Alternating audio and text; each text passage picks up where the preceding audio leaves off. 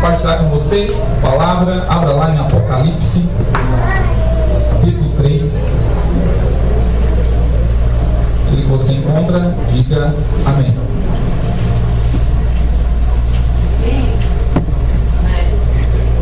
Vê se tem alguém perto de você sem Bíblia. Convida ele para compartilhar com você a palavra. Apocalipse 3, verso 7. Apocalipse 3, verso 7. Chama ele para ler com você na Bíblia, ou você pode acompanhar aqui no telão. Apocalipse 3, verso 7. Está escrito assim: e ao anjo da igreja que está em Filadélfia escreve. Então o Senhor Jesus está falando, olha, para o anjo da igreja que está lá em Filadélfia, ou seja, para o pastor, para o representante, para aquela igreja em Filadélfia, fala o seguinte: isso diz o que é santo, o que é verdadeiro, o que tem a chave de Davi. Diga assim: o que tem a chave de Davi, o que abre ninguém fecha, e fecha e ninguém abre. Veja, o Senhor se apresentou para essa igreja o seguinte: olha, fala para aquela igreja que diz, aquele que é o santo, está dizendo para ela o seguinte, aquele que é o verdadeiro, está dizendo o seguinte, aquele que tem a chave de Davi, Jesus está falando dele mesmo, aquele que tem a chave de Davi, que abre, que ninguém fecha, e fecha, ninguém abre. Veja, o Senhor Jesus se apresenta para essa igreja dessa forma, como aquele que tem a chave de Davi. Põe a mão no seu coração, feche os seus olhos. Peça para o Senhor falar com você nessa noite. Peça para Ele falar contigo de forma pessoal, de forma particular. Existem muitas pessoas aqui nesse salão, mas Ele pode falar com você especificamente. Pai, nós oramos ao Senhor e pedimos a Ti a Tua palavra. Pedimos ao Senhor que nos dê revelação. Pedimos ao Senhor que nos dê um entendimento. Pedimos ao Senhor, ó Pai, que fale conosco. Pedimos ao Senhor, meu Deus, que no nome de Jesus, no meio das palavras humanas, haja a palavra do Senhor. Senhor, nós oramos a Ti, ó Deus. Ministra no nosso coração, ministra na nossa vida. Espírito Santo de Deus, libera-nos a Tua palavra. Espírito Santo, seja o nosso auxiliador na compreensão das Sagradas Escrituras. É o que nós oramos e Te agradecemos. Diga assim nessa noite: eu abro meu coração para receber a palavra de Deus, porque eu creio, ela é viva, ela é eficaz, ela funciona, ela tem poder para transformar a minha vida. Diga: eu me abro para recebê-la como luz para o meu caminho, como alimento para a minha fé, como inspiração para a minha vida. Amém. Quero compartilhar com você uma palavra essa noite que tem como título A Chave de Davi. A chave de Davi. Sabe, nós oramos muito para que o Senhor nos abra as portas, sim ou não? Nós oramos: Senhor, abra-nos as portas. Nós oramos muito, mas é muito importante você entender como é que o Senhor nos abre as portas. Como é que o Senhor te abre uma porta? Como é que o Senhor te abre a porta de um serviço, de um trabalho? Como é que o Senhor te abre a porta de um casamento? Como é que o Senhor te abre oportunidades? Veja, Ele abre através de uma chave. Uma chave que ele tem. Ele tem uma chave. A chave que abre e ninguém pode mais fechar. Mas é também uma chave que Ele fecha e também ninguém mais pode abrir. Veja, irmãos, interessante isso, porque Ele tem essa chave. Ele pode fazer isso em nós. É importante você entender como é que o Senhor abre, como é que o Senhor, Ele fecha. Veja, nós queremos que, é interessante porque nós oramos muito para Ele abrir, mas é importante você entender que Ele também fecha. Ele também fecha. Ele fecha a porta das maldições hereditárias na sua vida. Diga amém. Talvez você tenha experimentado ao longo da sua família. Estávamos compartilhando hoje de manhã, o irmão falando quanto seus antepassados tiveram problemas de casamento, né? Desde bisavó, avó, mãe. Veja, mas o Senhor é aquele que fecha a porta e ninguém abre. Ele pode fechar essa maldição na sua vida e não abrir mais. Fechou em você. Diga: fechou em mim. Veja, o Senhor, Ele pode fechar portas de enfermidade. Talvez tinha um portão de enfermidades aberto na sua vida, na sua casa, na sua família. Mas Ele é aquele que fecha e não abre mais. A enfermidade não vai passar mais. Quantos dizem amém? Veja, Ele tem essa chave, a chave que abre, ninguém mais pode fechar. Mas também a chave que fecha, não vai abrir mais. Amém? Põe a mão na sua cabeça e diga assim: está fechado. A porta das maldições, o Senhor já fechou na minha vida, porque Ele tem a chave de Davi. Amém, irmãos? Veja, mas essa chave também abre. É importante você saber que essa chave de Davi, ela tem um outro nome que nos traz um sentido muito particular do que ela é. O que é essa chave de Davi? Bom, então abra lá em Isaías 22, verso 22. O que é essa chave de Davi que abre as coisas, irmãos? O que é essa chave de Davi que abre porta que não vai fechar mais? É importante nós entendermos. Nós queremos muitas portas abertas, mas nós precisamos saber o que é essa chave que abre as portas. O que é essa chave que abre para nós? Que está nas mãos do Senhor, Ele usa para abrir na nossa vida. Nós dizem amém. Vocês querem portas abertas? Você quer porta aberta na sua vida? Alguma área que você precisa que o Senhor abra? Tem alguma área na sua vida que você precisa que o Senhor abra e tire o impedimento? Veja, nós precisamos dessa chave atuando na nossa vida. Agora, o que ela é? O que é essa chave de Davi, irmãos? Bom, para nós sabermos o que é essa chave de Davi, existe um outro texto que fala ainda mais o que é essa chave. Olha só, Isaías 22, verso 22 diz assim: e porém a chave do que, irmãos? Não. Porém a chave do que? Da casa de Davi sobre o seu ombro, e abrirá e ninguém fechará, e fechará e ninguém abrirá. Veja, é a mesma chave, é aquela chave que abre e ninguém pode fechar, é aquela chave que fecha e ninguém pode abrir. Só que aqui há uma expressão ampliada do que é essa chave de Davi. É a chave também do que, irmãos? Da casa de Davi. É a chave da casa de Davi. Veja, então aí agora começa a melhorar então o seu entendimento de que é essa chave. É importante você entender que chave é senha.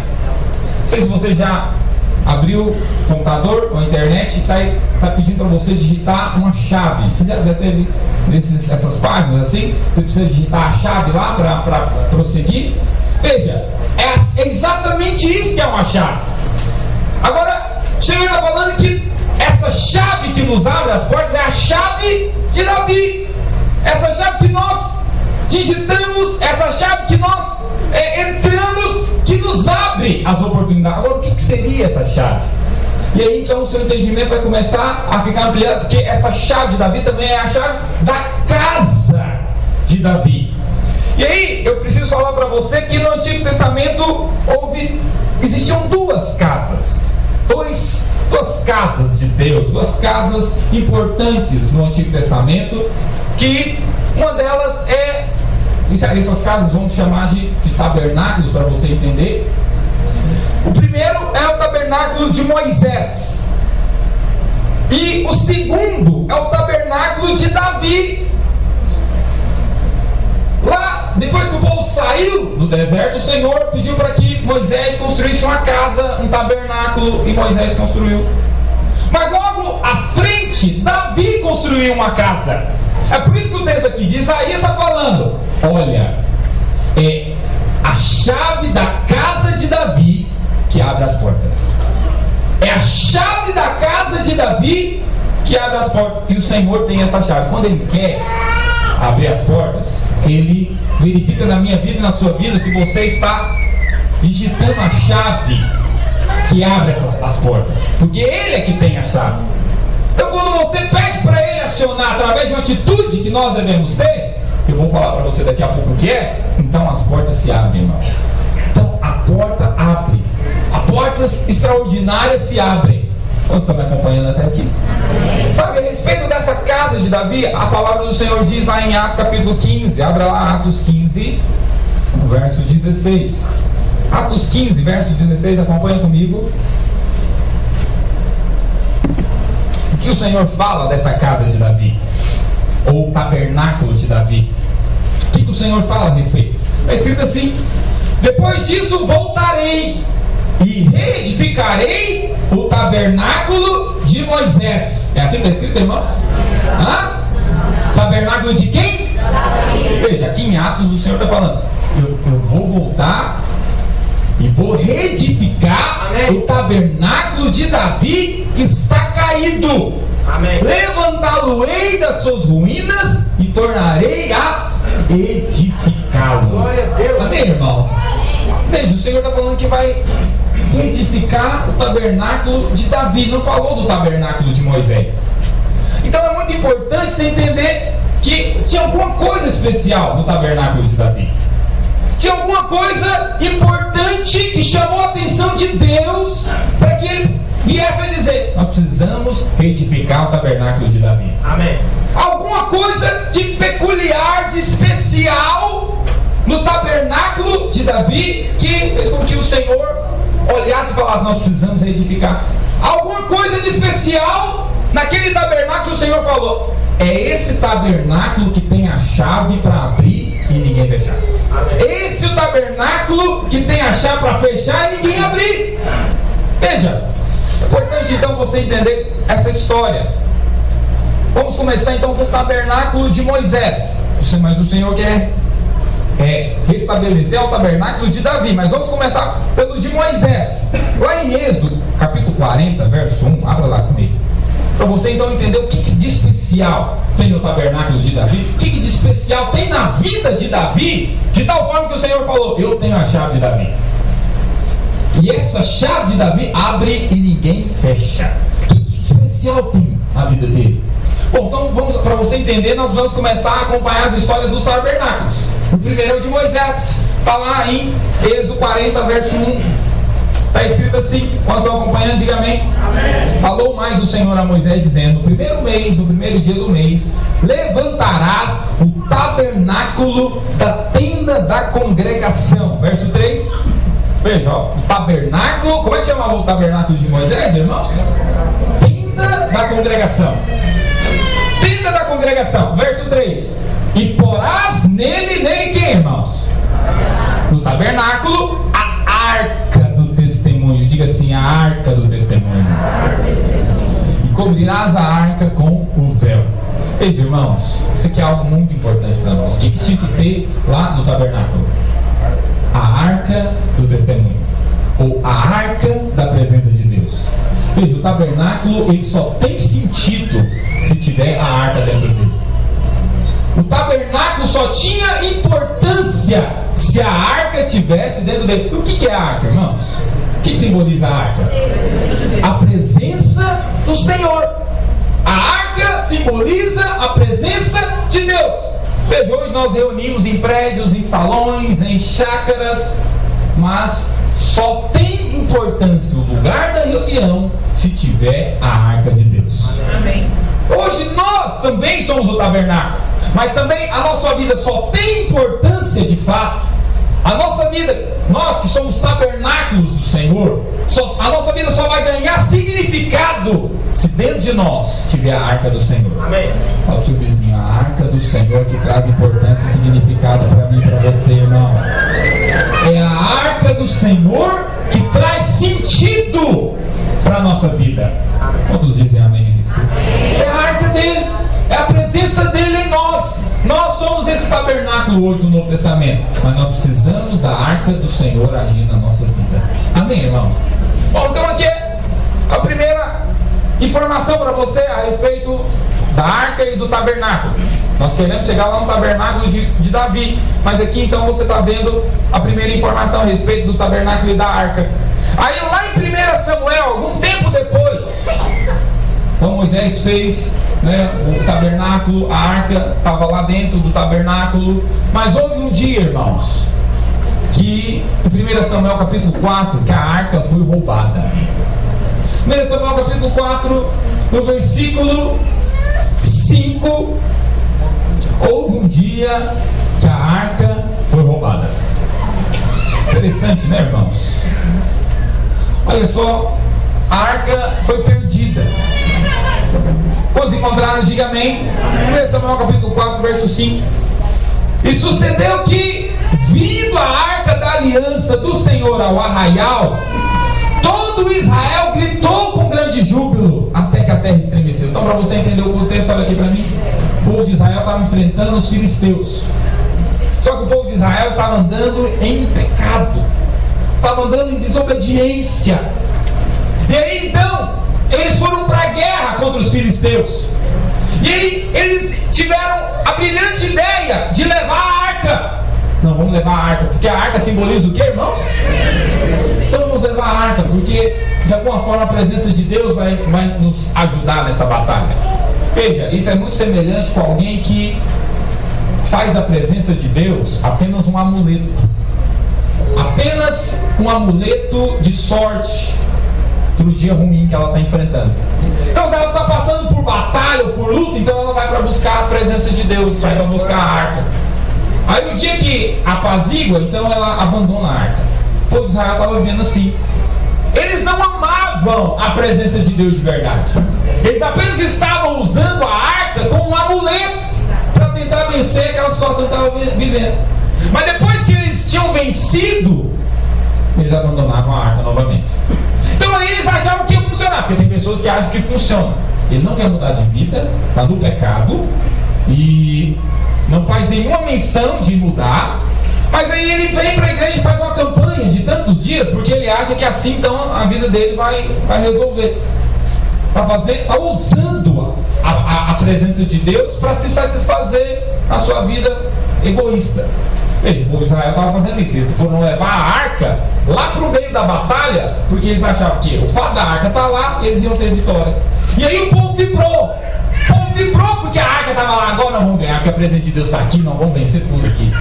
Veja, agora a grande questão é: será que eu estou agradando a presença de Deus? Estou atraindo a presença de Deus? Será que o Senhor está a favor da vida como eu estou vivendo? Porque é isso que, na verdade, vai fazer sentido para a sua vida. E aí eles levaram a arca lá para o meio do arraial. E olha só o que aconteceu, como estão acompanhando, diga amém. Vai lá para o verso 10. Então estou mostrando para você lá, desde a construção do tabernáculo e da arca que tinha que ficar no tabernáculo. Aí agora um tempo depois, alguns anos depois, olha só o que eles inventaram de fazer. Levaram a arca para o meio do arraial. E olha só o que diz o verso 10. Então pelejaram os filisteus, e Israel foi ferido, fugindo cada um para a sua tenda. E foi tão grande o estrago que caíram de Israel 30.000 homens de pé, e foi tomada a arca de Deus. Os 2 filhos de Eli, Ofni e Finéias, morreram. Sabe o que acontece quando você começa a usar a Deus? Você perde a presença dele. Tem pessoas que ficam usando a Deus. Tem pessoas que usam o favor de Deus de forma interesseira, de forma egoísta. Então eles vão para Deus, pedem de Deus, recebem de Deus, mas depois abandonam a Deus. Quem vive assim como esse povo aqui que estava vivendo, eles iam levar a arca apenas para Deus dar bom resultado para eles. Deixa eu perguntar para você está aqui por qual razão? Porque você ama Deus ou porque você quer algum resultado satisfatório na sua vida? Você ama Deus, por isso você está aqui para buscar a arca dele? Ou você quer apenas o resultado e o benefício que essa arca pode trazer para você? Quem vive nessa segunda opção, ele acaba perdendo a arca. A arca acaba sendo roubada dele. Porque o dia que a arca não trouxer o resultado ou o benefício que ele gostaria, ele abandona ela. Agora, quantos estão aqui porque amam a presença dele? Nós amamos a arca, nós amamos a presença dele. Eles nós estamos aqui. Agora, tem mais uma geração, além da geração que perdeu a arca, que foi essa geração aqui de Eli. Tem uma outra geração a respeito ainda da arca. Daqui a pouco, se não perder o raciocínio, ainda vou chegar em Davi. Mas para você entender todo o contexto.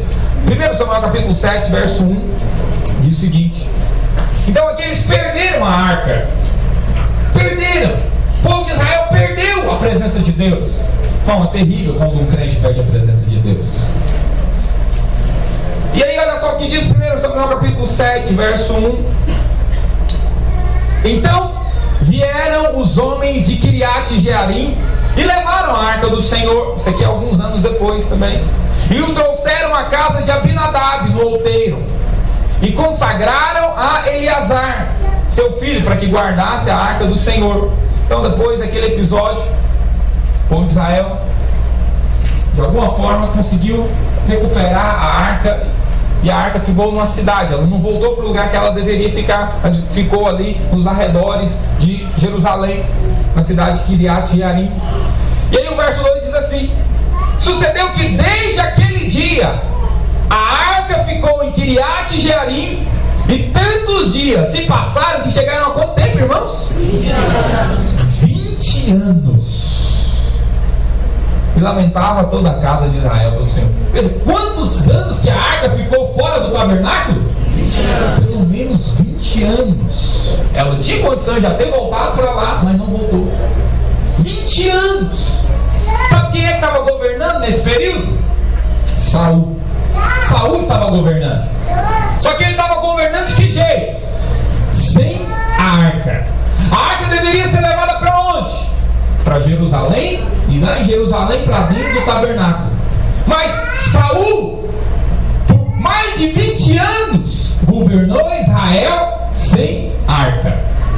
Isso é o mesmo que um crente, uma pessoa viver a sua vida, o dia a dia, sem a presença de Deus. Veja, tem como um crente viver a sua vida sem a arca? Tem como, irmãos? Não. Tem, até tem. Assim como Saul viveu aqui sem a arca. Só que é uma vida incompleta. É uma vida sem satisfação plena. Então tem como você viver alguns dias sem a presença de Deus. Só que é uma vida ruim. É uma vida que não é uma vida plena. Saul governou, irmão, sem a arca. Governou ou não governou? Governou 40 anos. Ele governou Israel. Só que o governo dele era sem a presença de Deus. O governo dele era sem a arca. Assim também tem muitos crentes que governam a sua vida sem a presença de Deus. Tem muitos irmãos que às vezes acabam governando as suas vidas sem a presença da arca. Veja, não leve a sua vida sem a presença de Deus. Fala para 2 ou 3 irmãos, não leve a sua vida sem a presença de Deus. Fala para o irmão que está ao seu lado, traz a arca para a sua vida. Fala para o irmão que está atrás de você, traz a arca para a sua vida, irmão. Amém ou não amém? Ô Senhor. Então veja, existe uma geração que perde a arca. É aquela geração interesseira, que só busca o Senhor por aquilo que Ele pode oferecer. Essa geração acaba perdendo a arca, como foi a geração de Eli. Mas tem a geração também, que é a geração de Saul, que vive sem a arca. Vive no natural. Não faz, a Bíblia, irmão, não faz nem menção de alguma vez que Saul se lembrou da arca. Será que teve algum dia que Saul se lembrou que a arca não estava dentro do tabernáculo? A arca não estava ali em Jerusalém? Não faz menção. Mas teve um homem que, quando ele começou a governar, a primeira decisão dele foi: precisamos trazer a arca para Jerusalém. Abra lá sua Bíblia em 1 Crônicas, capítulo 13. 1 Crônicas 13. Teve um homem que se lembrou da arca. 1 Crônicas, capítulo 13, no versículo 1. É escrito assim: e Davi tomou conselho com os capitães dos milhares, das centenas, com todos os líderes, e disse Davi a toda a congregação de Israel: se bem vos parece, e se isto vem do Senhor nosso Deus, enviemos depressa mensageiros a todos os nossos outros irmãos em todas as terras de Israel, e aos sacerdotes e aos levitas nas suas cidades e nos seus arredores, ou arrebaldes, para que se reúnam conosco. E o que, irmãos? Verso 3? O que está escrito aí? Tornemos a trazer para nós o que, irmãos? A arca do nosso Deus, porque não a buscamos nos dias de Saul. Quantos dizem glória a Deus por isso? Uma das primeiras providências de Davi foi trazer a arca para Jerusalém novamente. Uma das primeiras atitudes dele foi nós precisamos da arca do Senhor, nós precisamos voltar a buscar a presença. Sacode o seu vizinho e fala: nós precisamos voltar a buscar a presença de Deus, irmão. Nós precisamos voltar a buscar a arca. Amém ou não amém? Todos reconhecem que precisam disso. Ou nós precisamos, irmão, não tem coisa mais necessária que eu e você precisamos. Nós precisamos buscar a presença de Deus. Nós precisamos buscar a presença do Espírito Santo. Oh, aleluia. Mas sabe uma coisa? Eu falei para você, eu mandei essa mensagem, a chave de Davi. É uma série que eu quero compartilhar com você esses 3 domingos. Mas sabe, o Senhor diz que Ele tem a chave de Davi, a chave da casa de Davi. Davi, ele não somente se lembrou da arca e pediu para trazê-la novamente. Ele foi além. Ele foi além. A palavra do Senhor diz que em 1 Crônicas, abra lá. Sabe o que ele fez, irmão? Quando ele trouxe a arca para Jerusalém, cara, realmente segundo o coração de Deus mesmo. Olha o que ele inventou de fazer. Olha o que ele inventou. Deus não falou nada com ele. O Senhor não falou nada. Mas ele conseguiu captar.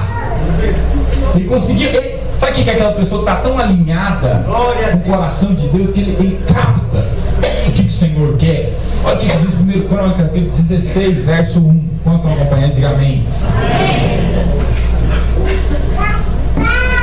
Realmente o cara aqui foi sensacional. Ele realmente captou o coração do Senhor. Olha só o que diz 1 Crônicas 16, verso 1.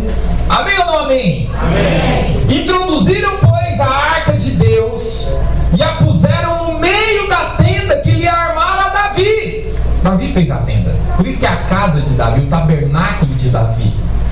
Está entendendo? E trouxeram holocaustos e ofertas pacíficas perante Deus. Tendo Davi acabado de trazer os holocaustos e ofertas pacíficas, abençoou o povo em nome do Senhor e repartiu a todos em Israel, tanto os homens como as mulheres, a cada um bolo de pão, um bom pedaço de carne e passas. Davi gostava de comunhão também, né, gente? Designou dentre os levitas, preste atenção que vocês estão acompanhando, diga amém. Designou dentre os levitas os que haviam de ministrar diante da arca do Senhor e celebrar e louvar e exaltar o Senhor, Deus de Israel. O que ele fez, irmão? Designou levitas para fazer o quê? Diga assim: para celebrar, para louvar, para exaltar. Asaf, o chefe, Zacarias, segundo, e depois Eiel, Samariote, Jeiel, Matitias, Asaf, para ressoar os símbolos. Verso 6. Os sacerdotes Benaia e Jaziel estavam continuamente, diga continuamente. Ou seja, o tempo inteiro, 24 horas, com trombetas perante a arca da aliança de Deus. Verso 7. Naquele dia foi que Davi encarregou pela primeira vez a Asaf e a seus irmãos de celebrar de que jeito, irmãos? De que jeito? Com hinos, para que louvassem ao Senhor diante da arca. Se você pegar também aí no capítulo 15, no versículo 16, olha o que ele fez. Disse Davi aos chefes dos levitas que constituíssem a seus irmãos o que, irmãos? Cantores! Veja, irmão, na verdade, o que Davi está inventando aqui? O que Davi está inventando aqui? O louvor diante da arca. Sabe o que ele constituiu? 24 horas de louvor diante da arca. Davi, ele constituiu turnos de louvor. Ele separou equipes de louvor para 24 horas, 7 dias por semana estarem louvando diante da arca. Estarem louvando diante da arca. Olha aqui para mim. Não tinha isso no tabernáculo de Moisés. No tabernáculo de Moisés não tinha isso. Tinha sacrifício, tinha holocausto, mas não tinha louvor. Não tinha exaltação, não tinha instrumentos. Davi falou: nós vamos colocar louvor continuamente diante dessa arca, 24 horas por dia, cantores, instrumentistas, para o tempo inteiro louvar ao Senhor diante da arca. O louvor é a chave de Davi, irmãos. O louvor é a chave que abre e ninguém fecha. Quando você louva, as portas se abrem diante de você. Sacode o seu vizinho e fala assim: quando você louva, as portas se abrem diante de você, irmão. Qual que é a característica de Davi? Qual que é a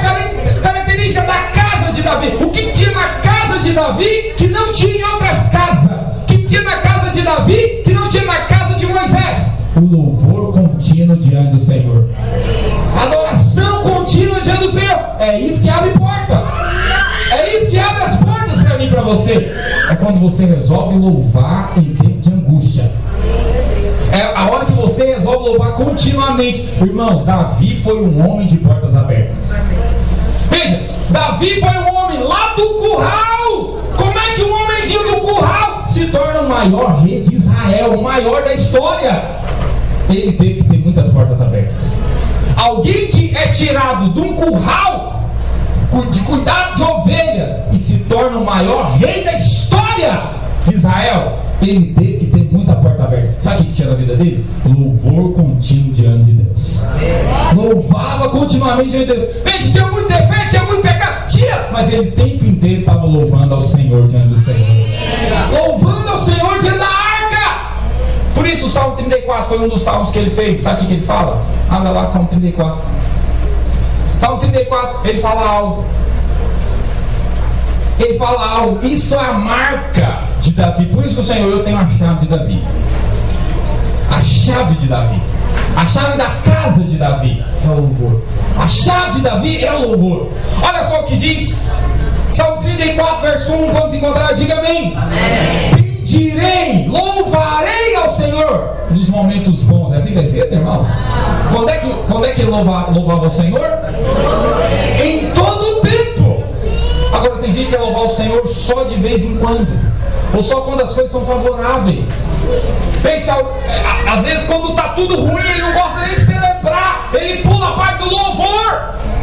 Não, eu vou chegar só na palavra, porque hoje eu não estou com espírito para louvar. Não, hoje eu não vou, eu vou chegar mais, tá? Porque eu não estou no clima. Veja, é aí que você perde a oportunidade da porta se abrir para você. É nessa hora que a porta se abre.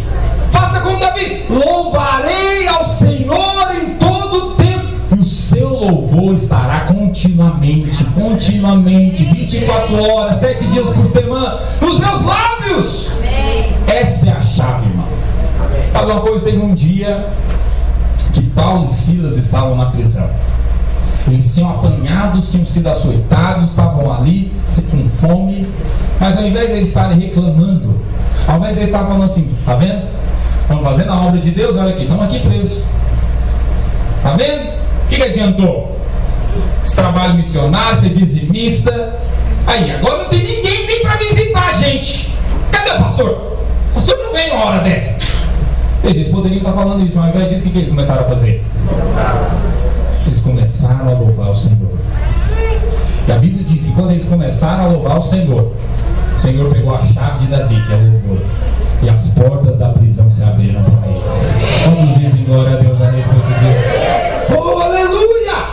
Sabe, em Atos capítulo 15 nós fizemos uma leitura. Eu quero que você abra lá para nós encerrarmos. Atos 15, 16. O Senhor, ele profetizou. Há uma palavra profética. Atos 15, 16. Há uma palavra profética a respeito disso. A palavra diz assim: depois disso voltarei. E o que vai acontecer, irmãos? Edificarei o tabernáculo de Davi.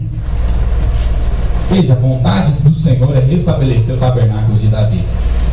Eu não sei se você sabe, mas antigamente as missas, elas não tinham música. Sabia disso? As missas não tinham música. O culto a Deus era sem instrumentos. O culto como nós fazemos hoje tem pouco tempo. Nós estamos aí em 2018. Só tem pouco mais de 500 anos que nós temos culto com música. Sabe quando é que começou a ter culto com música? Um evento histórico, você já deve ter estudado, chamado Reforma Protestante.